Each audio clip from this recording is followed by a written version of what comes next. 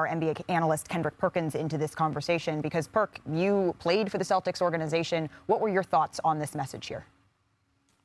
Well, one, to me, I didn't like Brad's comments on this, and let me explain why. Not the fact that he was taking up and protecting the women in the organization, but, you know, he said about the speculations and the Twitter BS and things to that nature and how unfair it was to the women in the organization that is not involved with this particular situation, and I get that, right? But why is it speculations? It's speculations because of the reports that were put out by the actual Boston Celtics. So they didn't do a great job from the jump of actually protecting the women in their organization, because knowing that they were going to sit up here and give out this information and go out here and suspend Ime Udoka and talk about, just give a little details, is going to have people speculating. And in my eyes, I feel like the Boston Celtics dropped the ball not only in protecting their entire franchise, but in protecting the women as well. They should have made sure that they crossed their T's and dotted their I's before they put this information out. And I get it. Now we're to this point, and now he had to go on here and he had to say this and he had to say that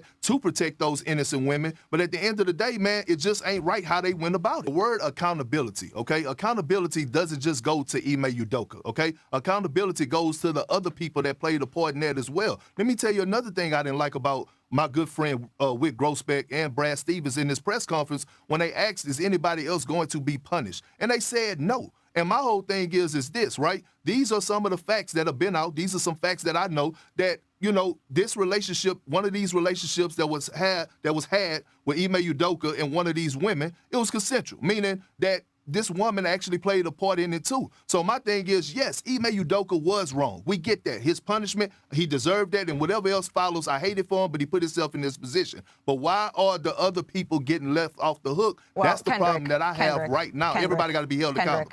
I think that we need to circle back to what Shanae said, is that there was an investigation that was conducted by an independent law firm here. And I think that transparency is what will rule the day here. And so without having all of the information, it is unfair and irresponsible of us to go and to speculate on that, because what we have to... Well, I'm not speculating. Sure. I have the information. I'm not speculating. But what we have to go with here is the fact that an independent law firm came in, did this investigation, and the facts that they were presented, they came to the conclusion that Ime Udoka violated a policy that warranted a 1-year suspension. And I share your frustration with the lack of transparency, while understanding that there is some things that they need to, from a legal perspective, keep private. But knowing all of that, understanding all of that, we have to come to a conclusion that whatever rule, the conduct that was broken on one side, it is not the same on the other side. I thank you for your perspective.